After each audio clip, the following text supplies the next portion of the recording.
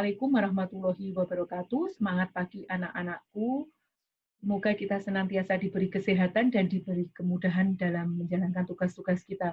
Berjumpa kembali dengan Bu Inaya pada pembelajaran online gambar teknik otomotif, di mana pada kesempatan ini saya akan menyampaikan kompetensi dasar proyeksi ortogonal, yaitu proyeksi Eropa dan proyeksi Amerika.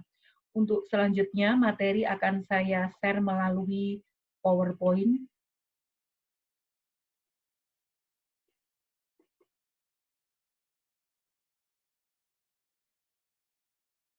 Baik, pada pertemuan sebelumnya kalian telah mempelajari tentang proyeksi piktorial, apa perbedaannya dengan proyeksi ortogonal. Pada proyeksi piktorial, kalian lihat di situ penyajian gambarnya adalah berupa gambar 3 dimensi, sedangkan pada ortogonal penyajiannya dari 3 dimensi disajikan melalui gambar 2 dimensi, sehingga melalui proyeksi ortogonal kalian akan tahu gambaran secara lengkap suatu bangun atau suatu benda 3 dimensi dari berbagai macam pandangan.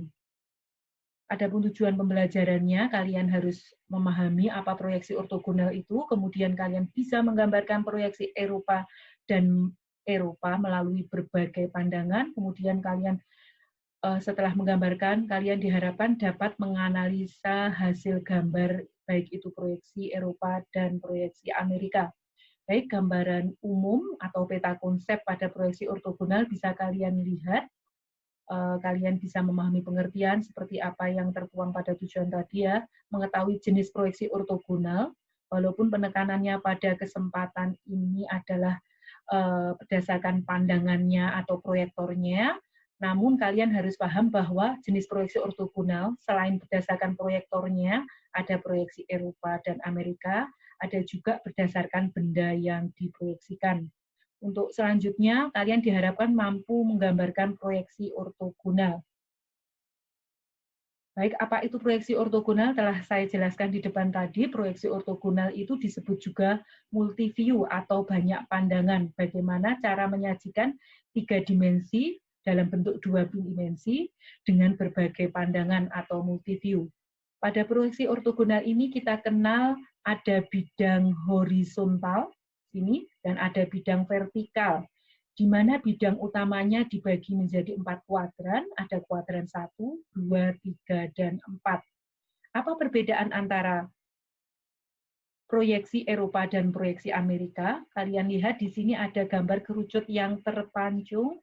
Di sini benda kerucut terletak di kuadrat ke-1, sedangkan ini terletak di kuadrat ke-3. Inilah yang membedakan bagaimana proyeksi Eropa dan bagaimana proyeksi Amerika. Jika suatu benda itu diletakkan pada kuadrat pertama, maka dinamakan proyeksinya adalah proyeksi Eropa, sehingga dinamakan proyeksi Eropa itu adalah proyeksi kuadran ke-1, sedangkan pada proyeksi Amerika, karena benda terletak pada kuadrat 3, maka dinamakan proyeksi kuadrat 3 atau proyeksi Amerika. Baik, pandangan dalam proyeksi ortogonal dikatakan multiview. Kalian lihat di sini ada gambar 2 balok, di atasnya ada tabung. Di sini terlihat ada pandangan atas, bawah, samping kiri, kanan, belakang, dan depan. Di mana dari multiview ini ada 6 pandangan ini. Di sini ada yang dinamakan pandangan primer. Pandangan primer itu apa? Meliputi pandangan depan, yaitu pandangan utama, di mana cara menggambarkannya, pandangan depan baik proyeksi Amerika dan proyeksi Eropa itu letaknya sama, posisinya sama. Cuma yang membedakan kalau proyeksi Eropa itu di kuadrat ke-1, sedangkan Amerika pada kuadrat ke-3. Pandangan primer, saya ulangi, di sini ada atas, ada depan, depan utama, atas, kemudian samping kanan.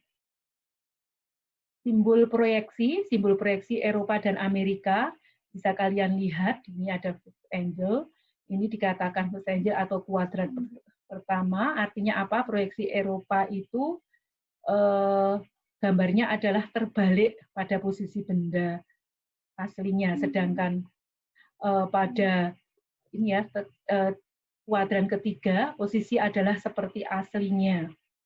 Kemudian proyeksi Eropa atau kuadrat ke-1 dinamakan proyeksi terbalik atau nama lainnya terbalik. Kenapa terbalik? Karena cara penggambarannya ke dalam 2 dimensi itu kebalikannya, di mana atas digambarkan di bawah, samping kanan digambarkan di samping kiri.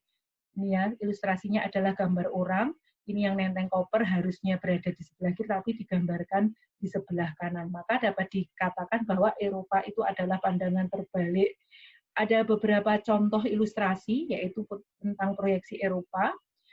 Ini tanda-tanda panah menunjukkan pandangan dari depan.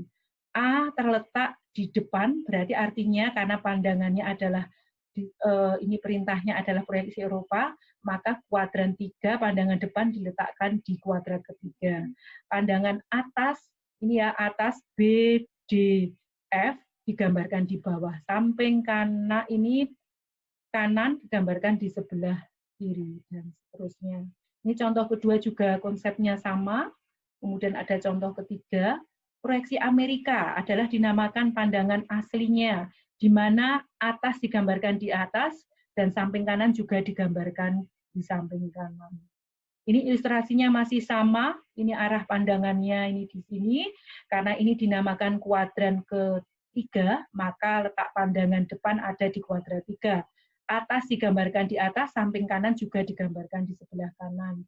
Contoh kedua dan ketiga masih sama. Sehingga dapat disimpulkan perbedaan antara proyeksi dan Eropa dan Amerika. Eropa dinamakan cara E, benda yang digambar terletak di kuadrat ke-1, sedangkan Amerika benda yang digambar terletak di kuadrat ke-3. Untuk pandangannya Eropa berarti pandangan terbalik, depan sebagai patokan sama, ini persamaannya, depan juga sebagai patokan, kiri digambarkan kanan untuk Eropa, dan untuk Amerika kiri terletak di sebelah kiri, dan seterusnya. Proyeksi Eropa itu banyak digunakan oleh negara-negara Eropa seperti Jerman, Swiss, Prancis, dan Rusia, sedangkan proyeksi Amerika banyak dipakai di negara Amerika, Asia, gitu ya, Jepang, Kanada, dan Australia. Karena ini banyak digunakan oleh negara-negara yang ada di dunia ini, maka punya beberapa kelebihan. Silahkan dilihat pada slide di atas. Ini ya, untuk lebih jelasnya, ini ada proyeksi Eropa dan Amerika, jelas sekali pada gambar mobil ini. Pada pandangan Eropa, pandangannya terbalik, roda harusnya digambarkan di bawah, namun kalau Eropa digambarkan di atas. Pada Amerika, penggambarannya seperti aslinya.